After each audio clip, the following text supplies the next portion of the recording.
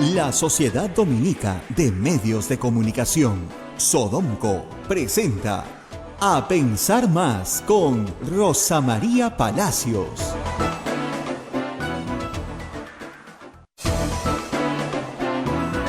8 de la mañana, señoras y señores, muy buenos días, bienvenidos a Pensar Más con Rosa María Palacios a través de las emisoras de la Sociedad Dominica de Medios de Comunicación.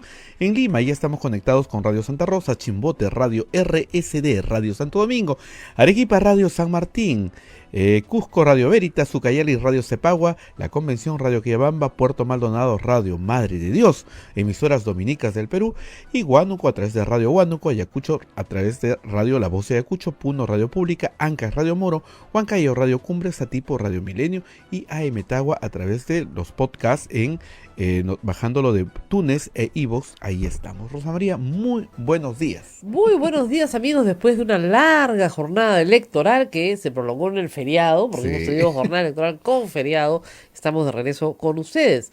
Recuerdo que nos despedimos el viernes, les damos la bienvenida nuevamente el martes, esta vez con las noticias que ya todos ustedes saben, pero con un poquito más de análisis de lo que ha pasado en Lima y en todo el Perú, porque hay distintos niveles de análisis para lo que ha pasado en Lima y para lo que ha pasado en las regiones, en la mayoría de las regiones del Perú, ¿no? Entonces de repente podemos hacer un poquito de, ¿cómo se diría esto? Un repaso del pasado. Vamos a ver, como ustedes saben, ganó el alcalde Miraflores, Jorge Muñoz, ahora será alcalde de Lima a partir del 1 de enero de este año, en una victoria muy atropellada, la verdad, en las últimas 2 semanas. Como ustedes saben, lamentablemente hay una prohibición de compartir encuestas con la audiencia, prohibición que ha sido en esta oportunidad y con mayor evidencia que nunca nefasta, una prohibición nefasta, porque lo que ha circulado muchísimo, y por la razón por la que yo me abstuve de toda circulación de encuestas, ni siquiera con nombres falsos, es porque ha circulado muchísima encuesta falsa. Mucha encuesta falsa. O sea, de lunes a sábado, ustedes no se imaginan la cantidad de encuestas falsas que yo he recibido. Falsas, pero falsísimas, ¿no? Y obviamente en el afán de que yo las retuiteara, justamente porque eso iba a favorecer a las personas que estaban armando estas mentiras. Entonces, por esa razón, me decían, ¿por qué en otras campañas usted nos ha adelantado algo? Por otras campañas no me mandaban tantas mentiras. Es impresionante. El viernes, Datum hizo un simulacro que publicó el sábado, pero lo publicó pues con nombre, apellido, etcétera. Inmediatamente me mandaron una falsa en el mismo formato. ¿Ah, sí? Inmediatamente. Aunque la falsean, pues. Y luego en la noche del sábado, Ipsos presentó, digamos, 6:30, antes de las 7, presentó su simulacro, y el CPI presentó también su simulacro ya un poco más tarde, casi a las 10 de la noche. Entonces, las 3 encuestas daban, y por lejos, ganador a Muñoz en Lima. Entonces, no había nada que hacer.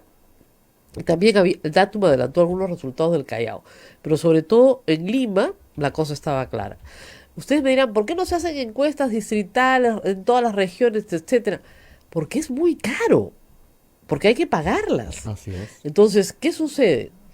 Los canales de televisión, prensa escrita, pagan a las encuestadoras por sus servicios. Datum estaba comprometida con Canal 2, con Frecuencia Latina, y que ahora es Latina, perdón, y Ipsos estaba comprometido con América Televisión.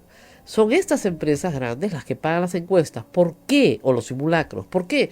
Porque al día siguiente van a presentar los resultados. Entonces necesitan tener el día sábado un simulacro que a la compañía encuestadora le dé un norte sobre lo que va a pasar con la boca de urna, porque normalmente debería coincidir la boca de urna con el simulacro, pero si no coincide, es que la gente te está mintiendo, es un error no muestral, la gente simplemente le da vergüenza o no te dice la verdad. En este caso coincidió ya finalmente con el conteo rápido de la OMPE, todo coincidió. Y muchos se han preguntado, ¿pero por qué este salto olímpico? Bueno, porque fue una campaña que no calentó, eso hay que decirlo. Es decir, ha habido mucha apatía. Nosotros acá no hemos cubierto la campaña todos los días, porque hemos tenido muchas otras noticias. Todo el proceso de corrupción del Poder Judicial. el indulto revertido de Alberto Fujimori. ¿No? Y cuando digo todo el proceso anticorrupción en el Poder Judicial, me refiero a los audios, me refiero a las acciones para convocar, ¿no es cierto?, al Congreso a destituir al Consejo Nacional de la Magistratura, a las acciones que se realizan después para perseguir a los consejeros corruptos, al fiscal de la Nación. Hoy día recién se va a ver el caso del fiscal de la Nación. O sea, ha habido muchísimo ahí. La convocatoria a una reforma constitucional con referéndum que se convoca hoy día. Es decir, mucho tema político nacional que no ha permitido, ¿no es cierto?, discutir elecciones de carácter local. Entonces sí, efectivamente no hemos estado en esa atención.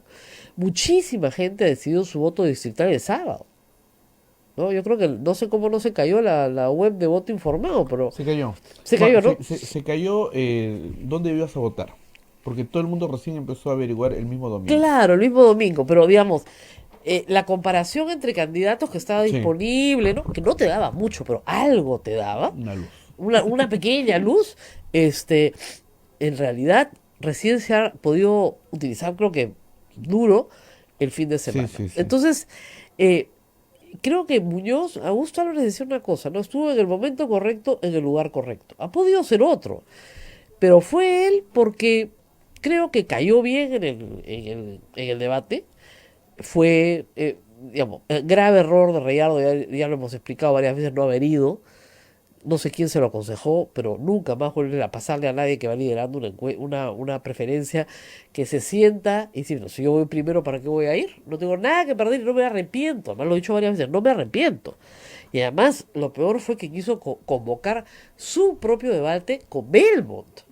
Un desastre, ¿no? A los dos les ha ido Y pésimo. también la determinación de los candidatos con el jurado de enfocar la silla vacía, pues. Claro. Y sostener el minuto ahí de silla vacía era terrible. Claro, era una mala crianza, ¿no? Se Sí. vio como una mala crianza. Lo que pasa es que a veces, y eso hay que decirlo en esta elección como en otras, yo siempre he observado que los políticos se pelean entre ellos o se pelean con los periodistas, Ujú. pero no se dan cuenta de que cuando hacen eso, todo el mundo los está mirando.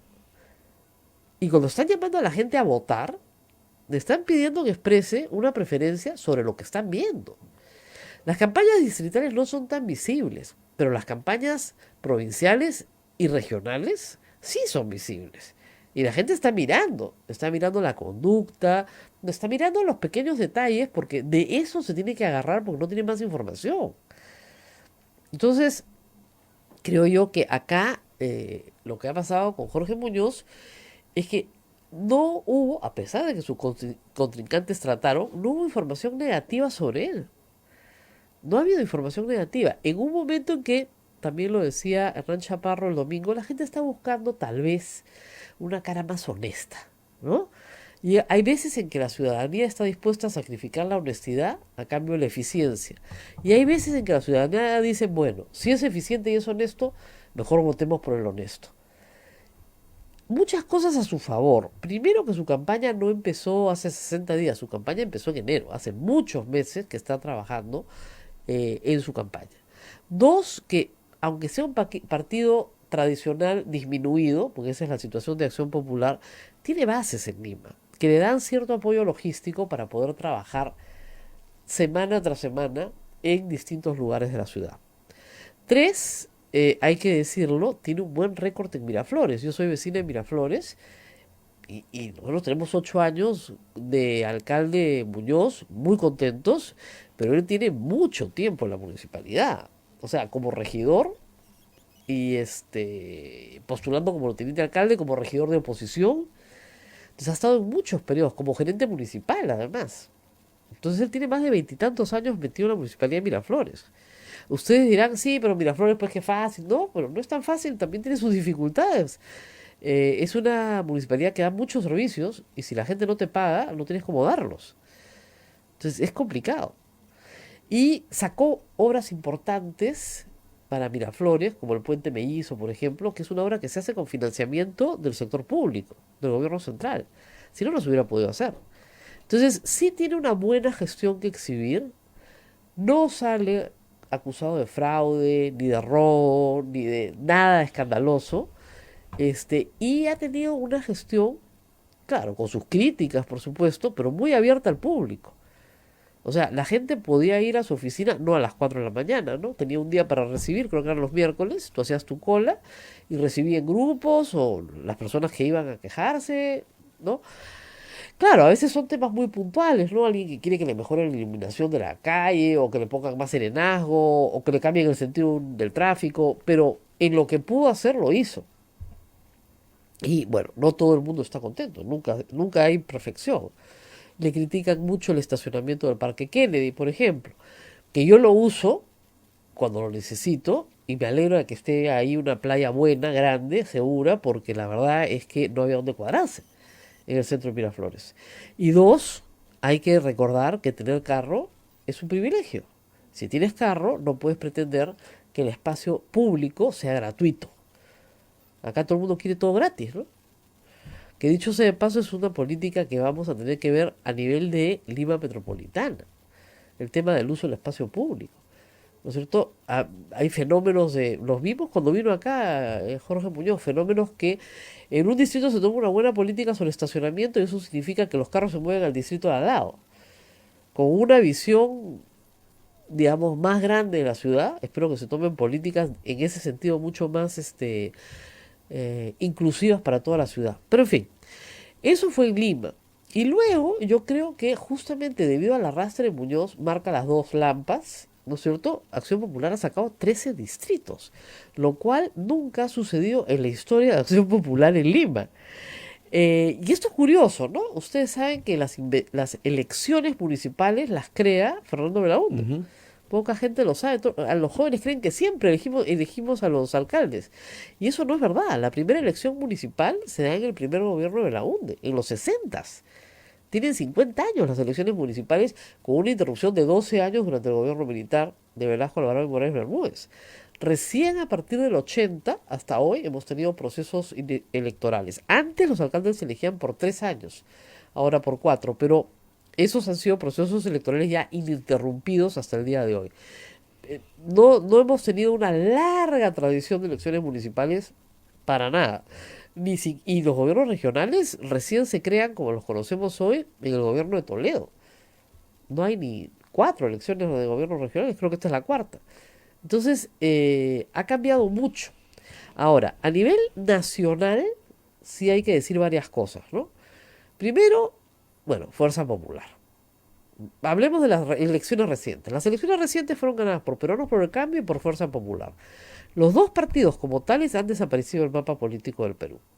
Porque en las regiones, a nivel provincial y a nivel regional, ha primado sobre todo el movimiento independiente, el movimiento local, el movimiento regional, el caudillo local y su panaca, lo que ustedes quieran, ¿no? El hermano de, el primo de, pero el caudillo local. Con muchísima participación, ¿eh? No es que no hayan participado. Con muchísima participación y sin ganadores definidos, tan es así que estamos yendo a la segunda vuelta regional en la mayoría de las regiones del Perú. Estamos hablando ya de, creo que son, ¿cuántas vueltas electorales? ¿Segunda vueltas electorales tenemos? ¿16? ¿13 o 16? Ya ahorita ya me confundí con los números, pero tenemos segunda vuelta electoral en una cantidad mayoritaria de regiones del Perú. Si son 25 regiones, tenemos más de 12 de todas maneras con segunda vuelta. Ahí han ganado, efectivamente, donde han ganado movimientos regionales y solamente destacan Alianza para el Progreso y en algunos casos yo te diría que, bueno, básicamente Alianza para el Progreso que está entrando en varias, que ya tiene 3 regiones y está peleando 3 más. Fuerza Popular no recuperó ni siquiera las regiones que tenía antes, ni siquiera un número parecido. Creo que ha sacado 2 alcaldías provinciales en todo el Perú. Trujillo creo que son, ¿no?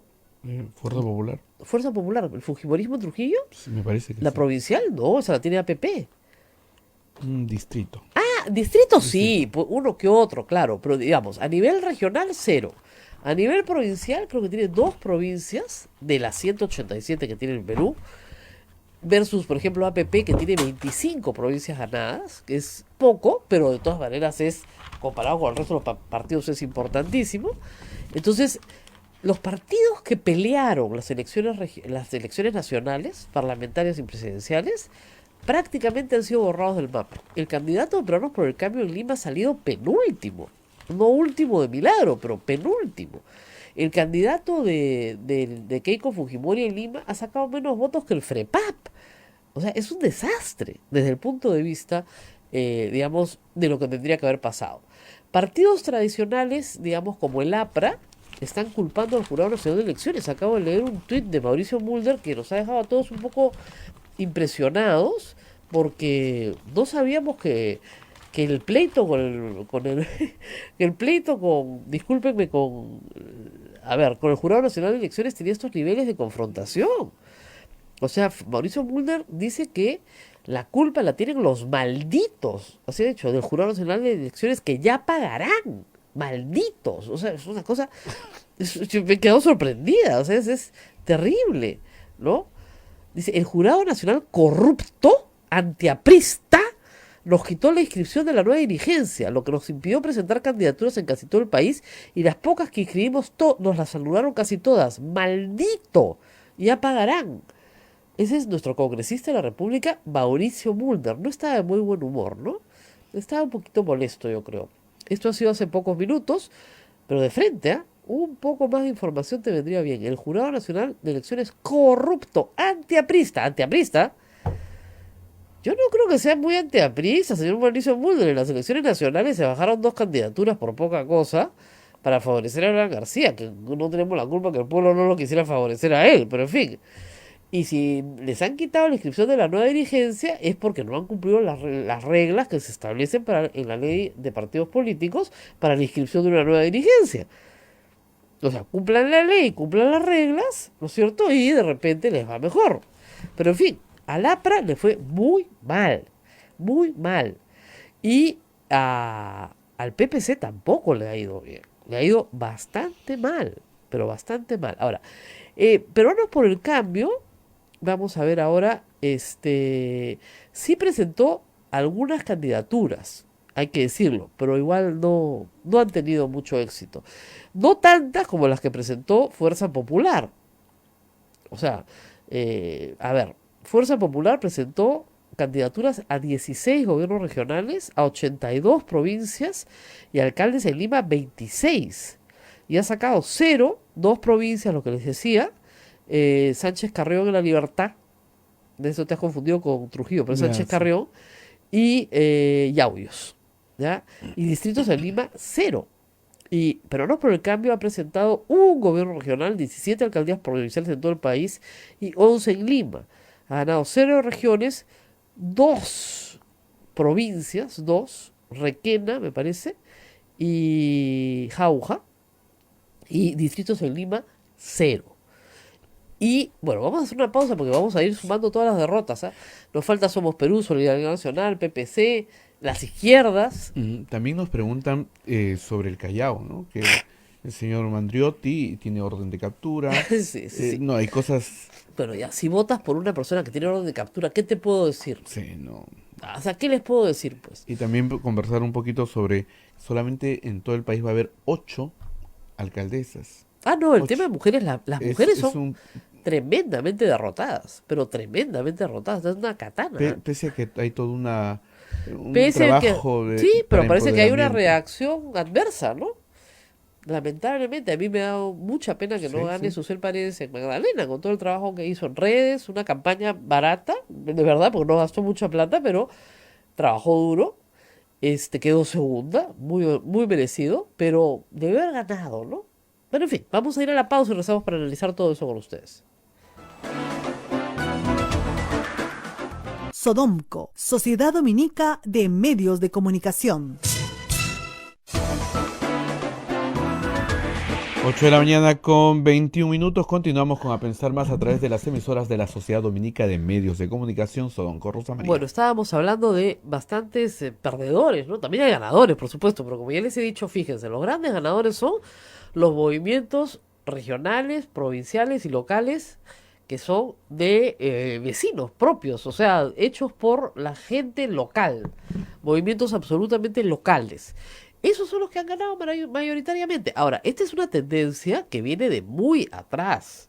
Esto ya tiene unos 15 años, yo diría hasta más, presencia, digamos, de derrota de los partidos políticos más antiguos en el Perú. O sea, el APRA, excusas más, que me parecen pésimas, o excusas menos, no ha podido ganar nada. El PPC en Lima, que dominaba Lima, y Solidaridad Nacional, que dominaba en Lima esos dos partidos, prácticamente han desaparecido. Somos Perú se ha reducido notablemente en Lima. Basta ver las tablas comparativas. Entonces, los tres partidos que fueron fuertes en Lima no están. Acción Popular ha ganado 13 alcaldías, cosa que jamás ha pasado. Entonces, en Lima el ganador es Acción Popular.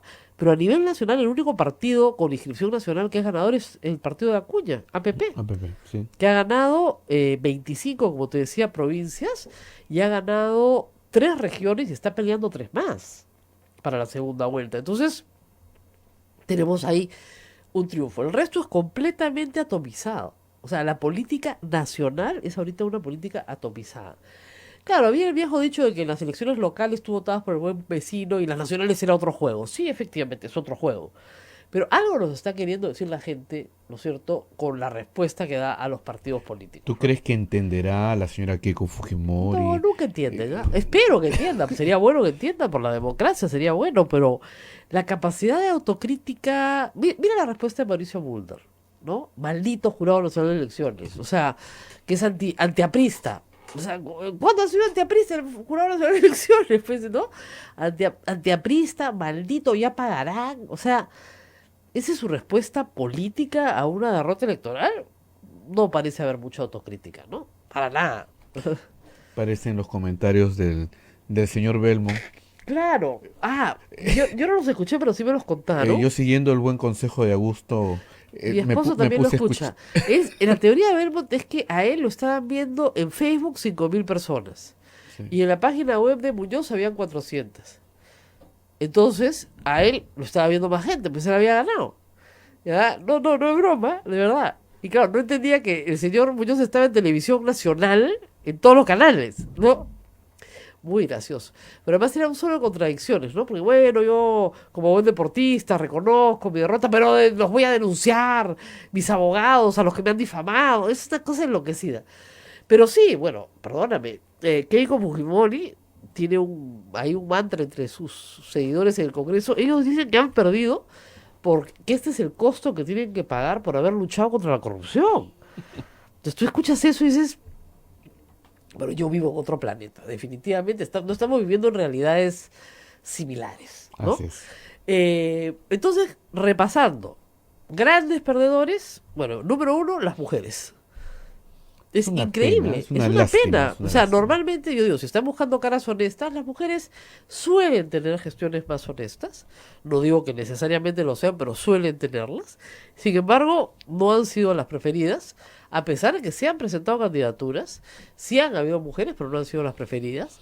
Y, por ejemplo, en Lima, me parece que solamente en San Juan del Lurigancho ha ganado una mujer. En las distritales de Lima, a nuestros amigos en todo el país le digo, ¿por qué remarcamos mucho las distritales de Lima?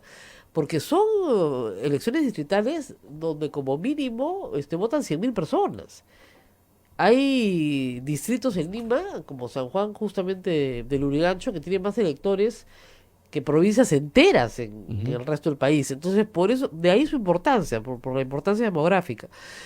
Pero a lo que voy es que en Lima, salvo un caso, todas las demás alcaldías distritales son ganadas por hombres.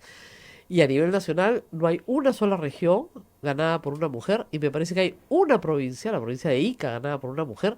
Pero me contaban que fue casi de casualidad, porque el candidato era un señor que su candidatura fue anulada y ella sube, ¿no es cierto? Con las justas, sube, iba de teniente a alcaldesa, sube y gana las elecciones. Y en el resto del país, ustedes ven la portada del Comercio hoy, han puesto a mujeres que han ganado distritales.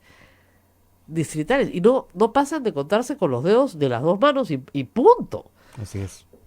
Lima, perdón, el Perú tiene, si las cifras no me falla, más o menos 1.800 municipalidades distritales, 1.800, y 187 provinciales, y 25 regiones. ¿Ya? Y las fotos que vemos en la portada Son 8. del Comercio son 8. Entonces tú dices, ¿qué pasó? Es un desastre. Siendo el número elector mayor de mujeres. Exactamente. Votando más mujeres que hombres. Sí. Lo que pasa es que las mujeres y los hombres no votamos por alguien porque es mujer. Eso hay que decirlo. No es algo que pese a favor. Pero yo le planteé a mis compañeros de mesa el domingo digamos, un escenario ficticio. Yo le decía, han sido 20 candidatos a Lima, ¿no? Ujú. Imagínate que se hubiera presentado un hombre y 19 mujeres. Hubiera sido una noticia mundial. Pero a nadie le llama la atención que se presente una mujer y 19 hombres. El inverso es lo que debe pasar, ¿no? Es verdad. Entonces, es curioso, pero miramos las cosas con otros ojos. Ahora, me preguntan qué pasó con la cuota. La cuota es para regidores, no para alcaldes. O sea, no hay una cuota para que un partido presente un número de alcaldes mujeres. No lo hay. Ni tampoco hay una cuota para gobiernos regionales, para gobernadores regionales. Entonces, de ahí pues que hemos pasado a tener una en Arequipa a tener 0 en esta elección. Así están las cosas. A pesar de la mayor presencia de mujeres en muchos otros espacios en los últimos 4 años. En el espacio de protesta, de salir a las calles, de reclamar derechos. Ahí han estado las mujeres, están las mujeres en los espacios de defensa contra la violencia, etcétera, pero en estas elecciones no han aparecido. Esperemos que en los servicios que presten las municipalidades y las regiones sí se considere una agenda pro derechos de la mujer, que ha sido una de las reclamaciones como población vulnerable que se ha hecho durante esta campaña. Entonces tenemos este panorama nacional con partidos de nivel nacional que han salido mal parados, con partidos que han sacado un poco más de lo que tenían como APP o Acción Popular, y otros que han retrocedido dramáticamente en lo que se consideraban sus zonas consolidadas como Solidaridad Nacional, el PPC o Somos Perú. Para reflexionar todos, ¿no? Como para plantearse nuevamente una nueva estrategia frente a las elecciones del 2021. Y también para plantearse estrategias frente a las elecciones que tenemos el próximo 9 de diciembre. No solamente las segunda vueltas regionales, sino también el referéndum. Porque será interesante ver, y eso espero, si es que los partidos tienen todavía alguna doctrina, ver cómo se paran frente al referéndum. Si van a decir sí o van a decir no a cada una de las 4 preguntas. Y yo quisiera saber qué piensa la APRA, ¿no? ¿Qué piensa el PPC? ¿Qué piensa Peruanos por el Cambio? ¿Fuerza Popular? ¿Van a votar sí, no? ¿Qué van a respaldar? ¿Qué no van a respaldar? No hemos escuchado nada, ¿no? En ese estamos. Bueno, también tenemos otro proceso electoral y vamos a hablar de él, no en el Perú, sino en Brasil. Un proceso electoral que importa al Perú, sí, nuestra frontera más larga geográfica es con el Brasil, pero también tenemos siempre, ¿no es cierto?, contagios ideológicos. Y este es uno que preocupa, y preocupa bastante. Jair Bolsonaro no ganó en primera vuelta, pero casi gana en primera vuelta. Casi, casi. 46% de la elección se fue para él. El candidato Haddad del Partido de los Trabajadores quedó muy atrás. Como ustedes saben, el candidato del Partido de los Trabajadores era Lula, pero Lula está preso.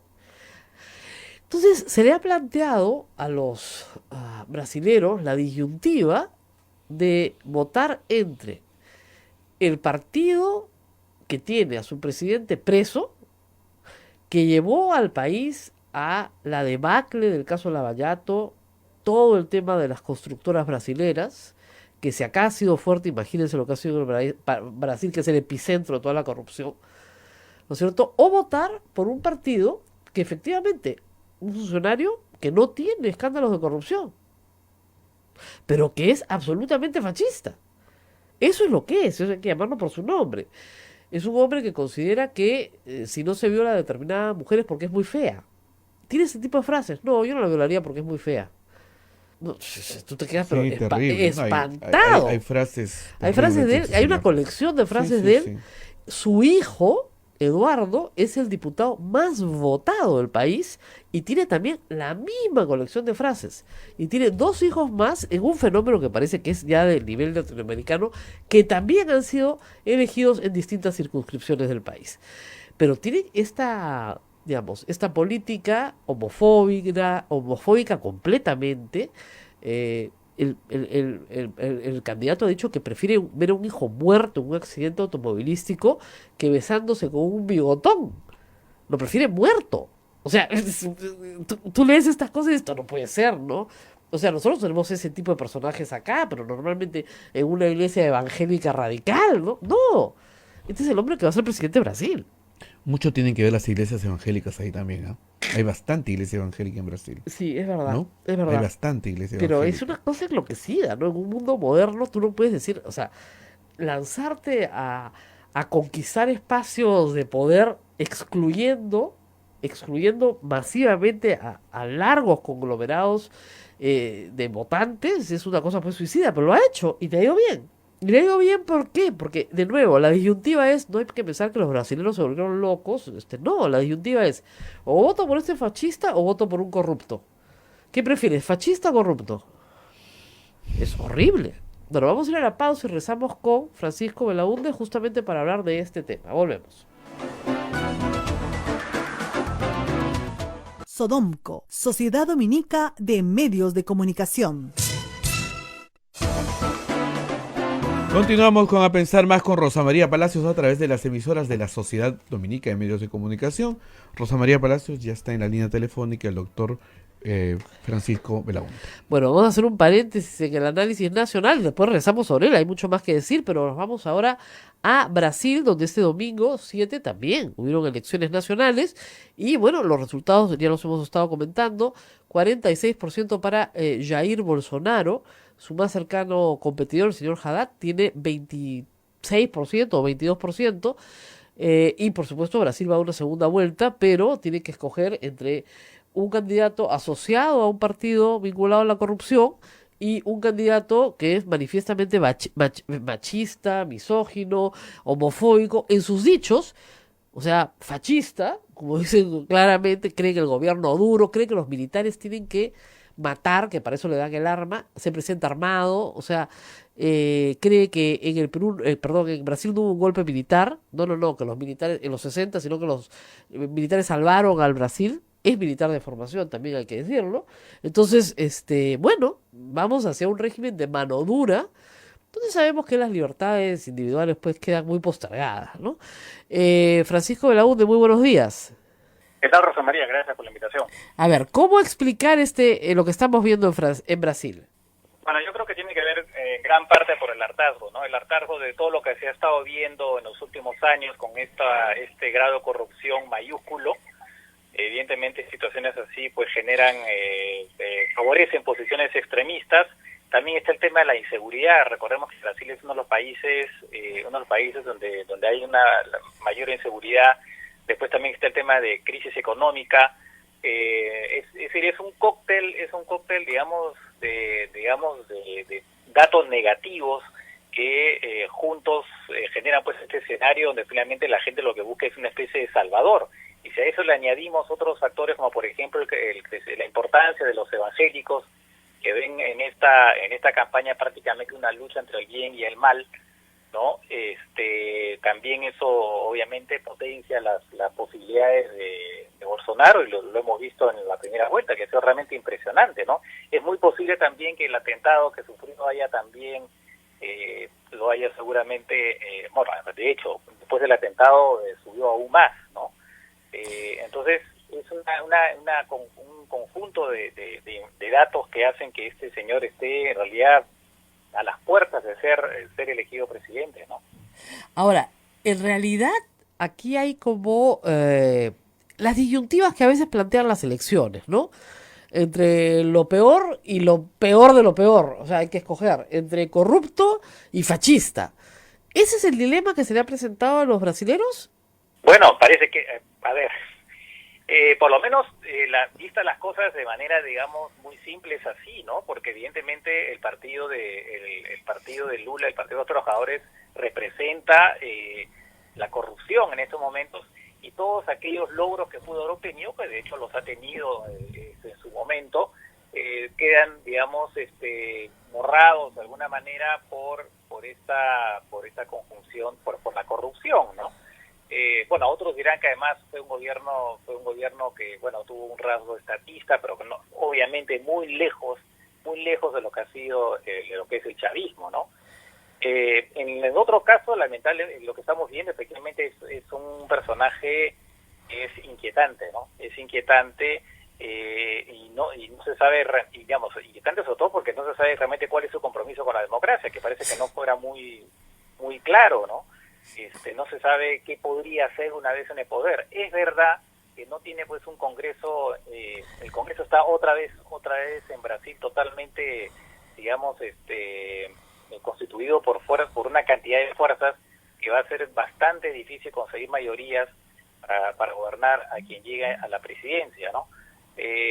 Pero de todas maneras, igual, o sea, va a tener un poder que no sabemos cómo lo va a utilizar, y como Así es. comentabas tú, o sea, es inquietante por todo lo que él dice, ¿no? Cosas como, por ejemplo, entre otras cosas, ¿no? Se quiere retirar, más allá de este tema de las armas, cómo combatir la delincuencia, quiere retirar a Brasil, según ha declarado, de la COP, ¿no? De la convención esta sobre el cambio climático. Es decir, el panorama es bastante inquietante, aunque la bolsa ha recibido con muy buen humor, digamos, el resultado, ¿no? Porque, claro, ven a una persona que lo que quiere es menos Estado y, bueno, liberalizar totalmente la economía, ¿no?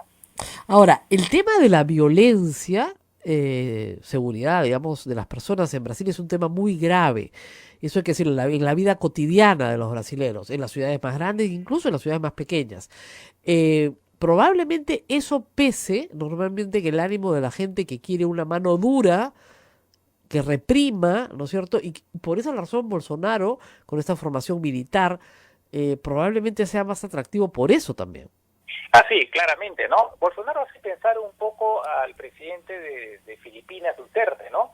Que es conocido por haber mandado asesinar cuando era gobernador y después también siendo presidente de alguna manera incentivado implícitamente por lo menos el asesinato de narcotraficantes. No olvidemos que Brasil es tal vez uno de los países más grandes consumidores de droga, ¿no? Y el narcotráfico es muy fuerte ahí, además de ser evidentemente también una vía de paso para droga hacia Europa.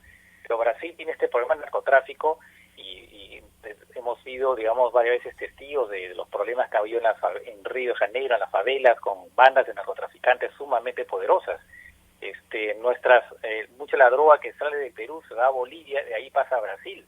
O sea, obviamente el narcotráfico es un factor de violencia, de inseguridad ciudadana muy grande, ¿no? Así es. Bueno, vamos a ver qué pasa en la segunda vuelta, pero todo parece indicar que Bolsonaro va a ganar. Sí, aparentemente, salvo que hubiera algún milagro, todo parece indicar que Bolsonaro va a ganar, ¿no? Así es. Bueno, muchísimas gracias a Francisco Belaunde por estar con nosotros el día de hoy. Como ustedes ven, Brasil tan cerquita a nosotros, también enfrentado a cambios. Muchas personas dicen acá que se explica el triunfo de alguien justamente porque basta con mirar a su segundo y entender, o sea, al segundo que en la preferencia del electorado, y entender por qué ganó el primero. En muchos lugares así es verdad, se vota de forma estratégica. Para que no gane el segundo, voto por este otro, que no me gusta, que es pésimo, pero es mejor que el que va número 2. Lamentablemente así es la democracia, tiene ese riesgo también, y de repente no terminamos escogiendo al que realmente queremos, sino terminamos votando contra lo que tememos, ¿no es cierto? Vamos a la pausa y volvemos. Sodomco, Sociedad Dominica de Medios de Comunicación. 8 de la mañana con 46 minutos, 8 con 46. Está usted a través de la señal de la Sociedad Dominica de Medios de Comunicación, Sodomco. También me preguntaban por las izquierdas. Y efectivamente, la izquierda formal, si ustedes quieren, Frente Amplio, Juntos por el Perú, no le ha ido bien, le ha ido pésimo en esta elección.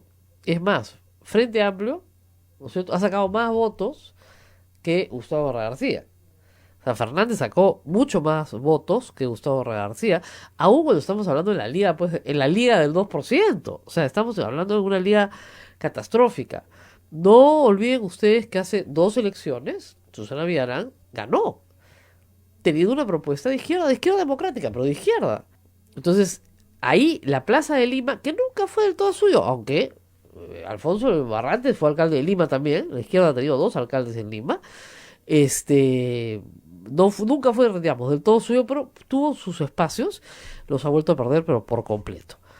Y yo creo que no por falta de propuesta, porque Gustavo García tenía una magnífica propuesta, sino que simplemente el candidato no conectó, y a veces pasa, no conecta con el electorado.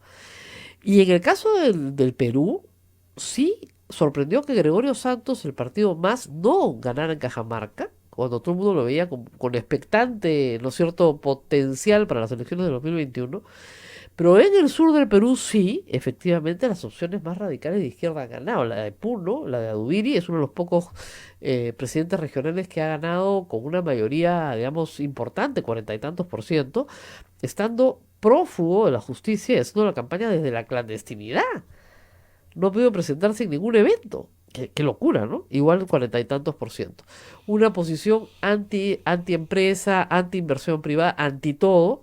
Incluso en algún momento pedían la federación, o sea, establecer que el Perú era un gobierno federal y ellos convertirse en Estado, ese tipo de cuestiones un poco extrañas se han escuchado, pero también hay que decir que en Moquegua ha ganado el señor Ceballos y que habiendo estado condenado a 3 años de prisión por disturbios también por el Moqueguazo, finalmente fue absuelto, pero dice que ha cambiado su actitud respecto de la empresa privada y que ya no tiene problemas con ella, siempre y cuando vengan a invertir, obviamente cumpliendo la ley, el medio ambiente, ¿no? Vladimir Cerrón, que fue candidato a la vicepresidencia de Keiko Fujimori, recuerden, pero que no es fujimorista, sino que venía de la izquierda y lo incorporaron a la lista por esa razón, y que fue tachado por repartir bienes durante la campaña presidencial del 2016, regresa a Junín ganando en su circunscripción con un partido local. Entonces, sí, o sea, hay una derrota de la izquierda formal, si se quiere, pero eso no quiere decir que opciones de izquierda no hayan sido bienvenidas, sobre todo en el sur y centro del Perú, donde sigue siendo fuerte. Así que ahí hay. Y finalmente, disturbios los han habido en este pequeño distrito llamado Guadalupito, en La Libertad, donde hay un muerto. Hay un muerto. Un muerto. Lamentablemente. Porque es un horror, pero esto pasa pues en democracias muy primitivas, ¿no? 200 personas se metieron al local del colegio donde se estaba haciendo ya el conteo final y terminando las actas, a destruirlo todo, a quemarlo todo. Y también hemos tenido algunos disturbios en otros lugares del Perú, como en Requena, me están diciendo también que han habido disturbios en Loreto, pero felizmente sin víctimas fatales. El caso de Guadalupito sí es el único que tiene un muerto, un joven, al cual le ha caído una bala perdida, porque la policía comenzó a repeler a justamente los asaltantes, porque de eso se trata, de una turba que asalta un local electoral, que es una escuela, ¿no? Y que finalmente se usa como local electoral. Pero en fin, ese es el panorama de las elecciones al día siguiente ¿ya? O 2 días después de. Lo que tenemos que ver ahora en el Perú es que se pongan a trabajar, ¿no es cierto? Nuestros oyentes, Rosa María, preguntan cómo fiscalizamos en el caso que han salido familiares del alcalde. Bueno, fíjense, yo se los advertí el viernes. Esto dura 4 años, ¿ok? Si los vecinos de Chorrillos quieren que el señor Miyashiro sea monarca, es problema de los vecinos de Chorrillos. O sea, ha sido 20 años alcalde y han elegido a su hijo. Eso es la sucesión. Eso es una dinastía. ¿Quieren vivir en una monarquía?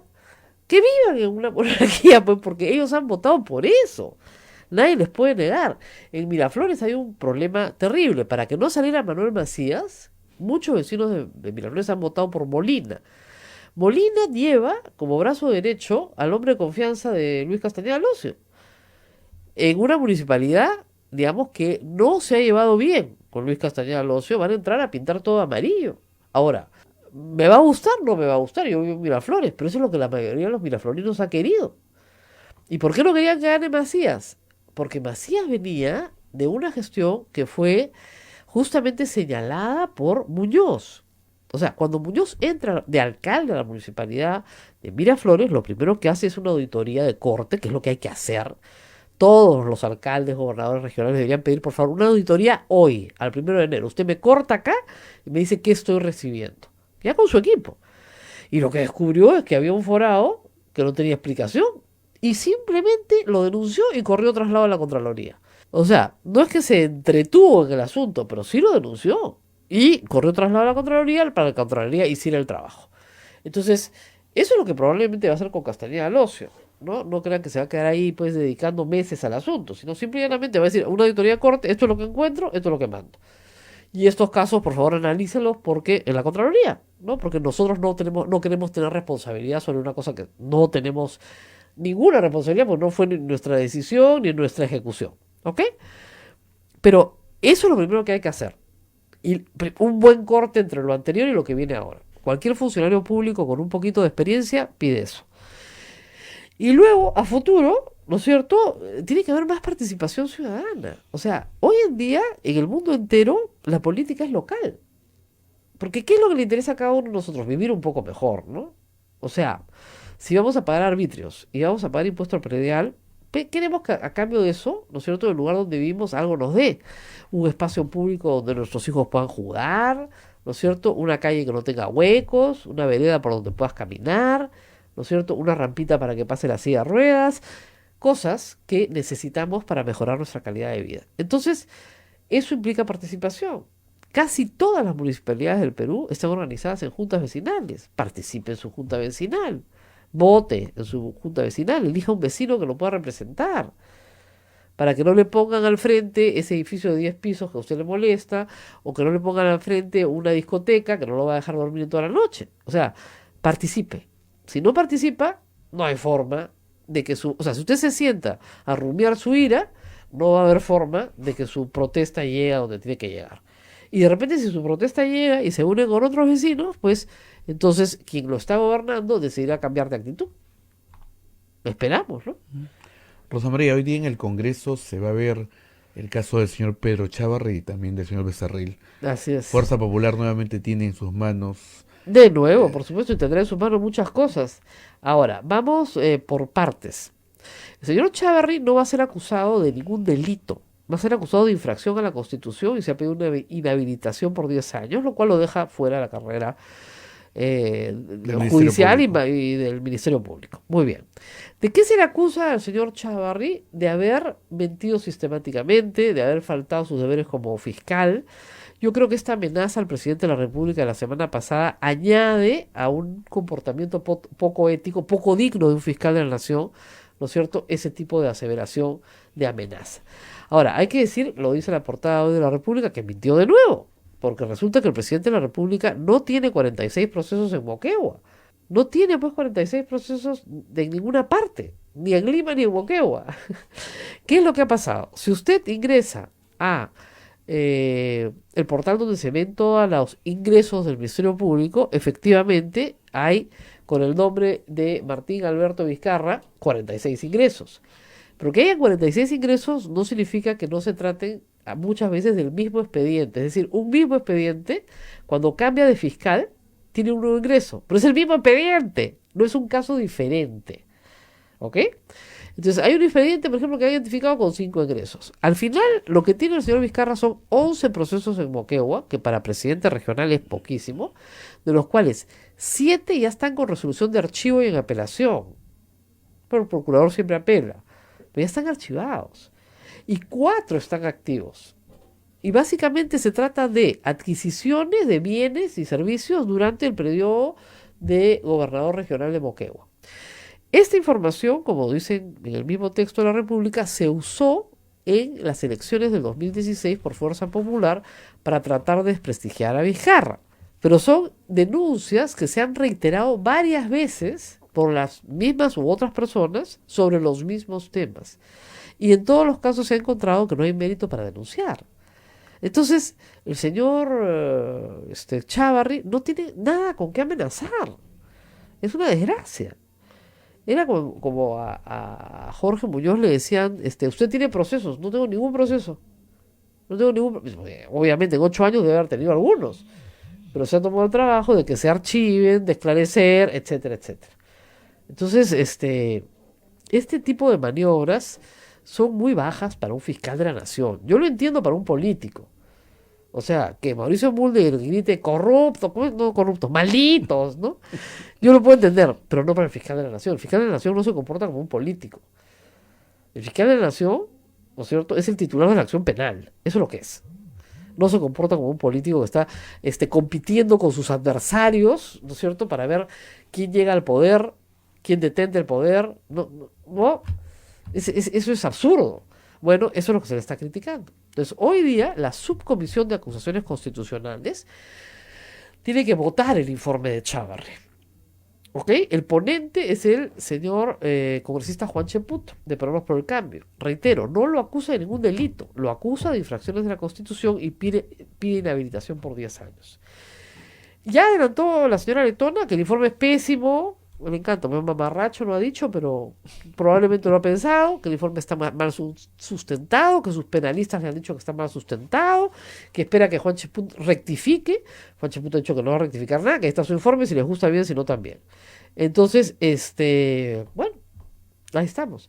Me dicen acá, todos me quieren la consulta. La auditoría de corte, ¿quién la realiza? ¿La Contraloría u otro organismo? Le puedes pedir al organismo de control interno de tu propio municipalidad o gobierno regional que la realice, ¿no es cierto? Y si quieres, puedes pedir a la Contraloría una auditoría también. Pero normalmente lo hace el órgano de control interno, no otro organismo, pues no es una auditoría privada.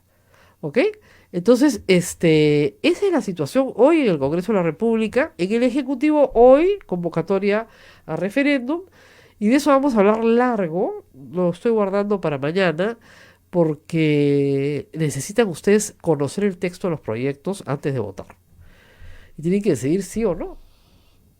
Yo ya tengo mi voto decidido.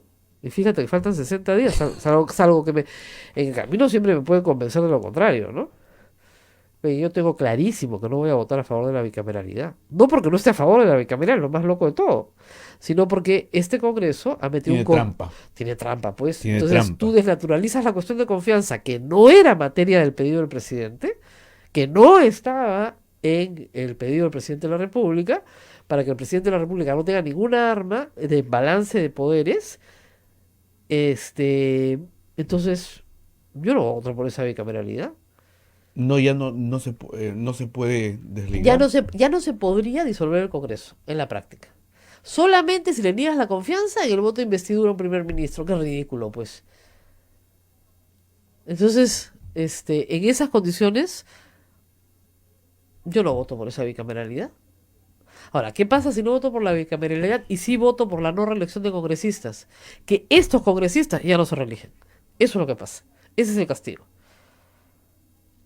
Ellos habían armado pues todo un tinglado para poder reelegirse como senadores. Ujú. Ya pues, no pues. Si no votamos por la bicameralidad y si votamos por la no reelección de congresistas, estos congresistas ya no pueden reelegirse en la próxima elección. En la del 2021. O sea, ¿para qué hacen las cosas mal, pues? O sea, lo que van a recibir en esta elección del referéndum es un castigo. Si hubieran hecho la reforma bien, porque ¿qué creen? O sea, cuando las cosas se ponen al final en manos del pueblo, te premian o te castigan. Y al final lo que van a recibir es un castigo. Porque si hubieran hecho la reforma de la bicameralidad bien, tendríamos 2 cámaras, que es lo que el país necesita. Pero la han hecho tan mal que lo que merecen es un castigo. Y su castigo es no reelegirse.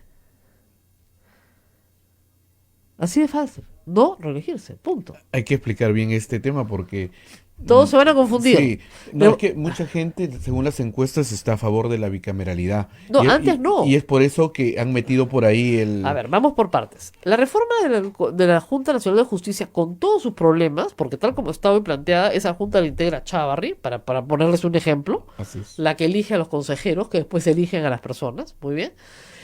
Con todos sus problemas, pues se necesita, es urgente, hay que aprobarla. ¿No es cierto? El financiamiento de partidos políticos en realidad está elevando a rango de ley lo que está en la ley de partidos políticos. Está mal hecha, porque no incluye otras cosas que podrían incluirse en la ley, ¿no? Como la rendición de cuentas durante el proceso, como la transparencia, etcétera. Pero la modificación más importante y más larga, si quieren, el proyecto más largo es el proyecto de la bicameralidad, porque donde había Congreso tienes que poner senadores o diputados en todos los artículos de la Constitución. Es una modificación extensa. Pero que sea una modificación extensa no te permite manosear todos los artículos de la Constitución. Y han metido mano, ¿no es cierto?, para cambiar el sentido en el artículo de la cuestión de confianza, que es el artículo 133 y 134 de la Constitución. Entonces ahora ya no puedes disolver el Congreso, salvo en un supuesto complicadísimo. ¿Por qué hace eso el fujimorismo? Para que no los disuelvan, pues.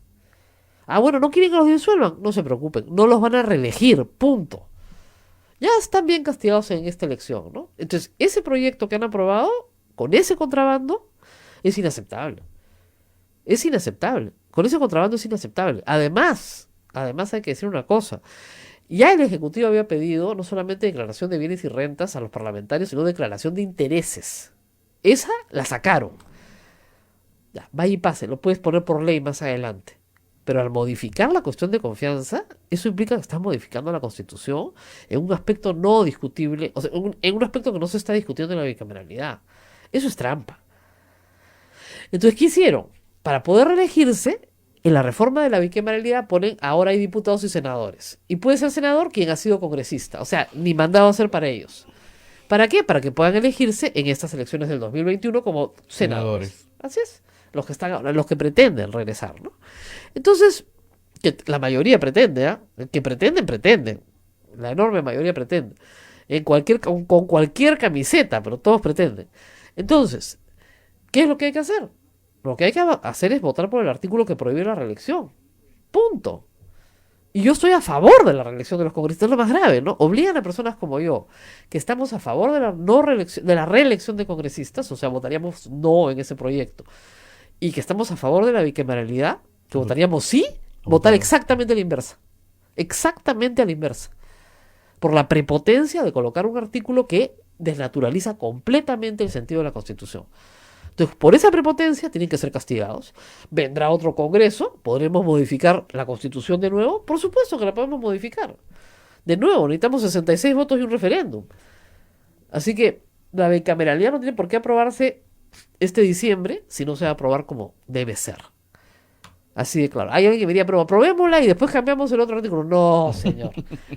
No, ese artículo no va a cambiar ningún Congreso. Ningún Congreso, porque no les conviene.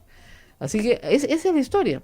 Pero vamos a discutirlo seguramente en los próximos días. Así es, Rosa María. Nos tenemos que ir. Nos tenemos que ir 9:06. Nos despedimos, pero mañana nos reencontramos. De todas maneras, mañana miércoles, una semana corta. ¿No es cierto? Con todos felices. Muy bien, hasta mañana. Cuídense mucho, hasta mañana. Chao, chao.